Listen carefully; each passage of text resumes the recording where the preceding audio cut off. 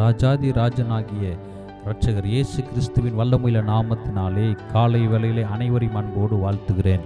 இன்றைய திருவசனம் 1 நாளாகமம் 23:5.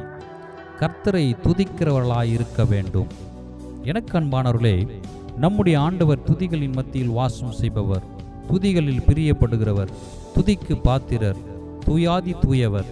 ஆண்டவர் சொல்கிறார், இந்த ஜனத்தை எனக்கென்று ஏற்படுத்தினேன், இவர்கள் என் துதியை சொல்லி வருவார்கள்.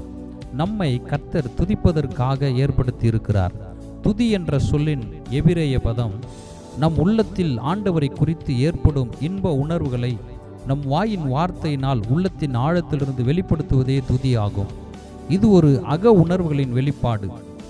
கர்த்தரை துதிக்கும் போது எந்த ஒரு எதிர்பார்ப்பும் இன்றி, சுயநலமின்றி, வெறும் உதடுகளினால் துதி வராதபடி நம் உள்ளத்தின் ஆழத்திலிருந்து மனதார நன்றி உணர்வோடு தேவன் நம் வாழ்வில், குடும்பத்தில், ஊழியத்தில், வேலை ஸ்தலத்தில் நமக்கு பாராட்டின பெரிதான கிருபைகளை, கிரியைகளை, அற்புத செயல்களை நினைவு கூர்ந்து தேவனை மனதார துதிக்க வேண்டும்.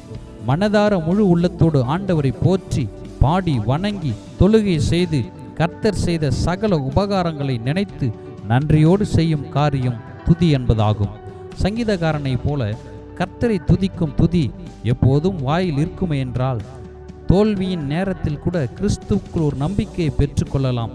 தோல்வியிலும் விசுவாசம் வளரும். தோல்விகளை வெற்றியின் படிக்கட்டுகளாக கர்த்தர் மாற்றுவார். ஆம் பிரியமானவர்களே, கர்த்தர் எதற்காக நம்மை ஏற்படுத்தினாரோ அதன் நோக்கத்தை நிறைவேற்றுவோம்.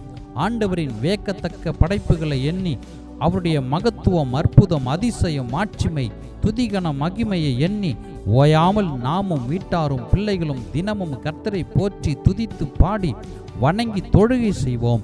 தேவ சித்தத்தை நிறைவேற்றுவோம். கர்த்தரை துதிக்கிறவர்களாய் இருப்போம். கர்த்தர் நம்மை ஆசீர்வதிப்பாராக. ஆமென்.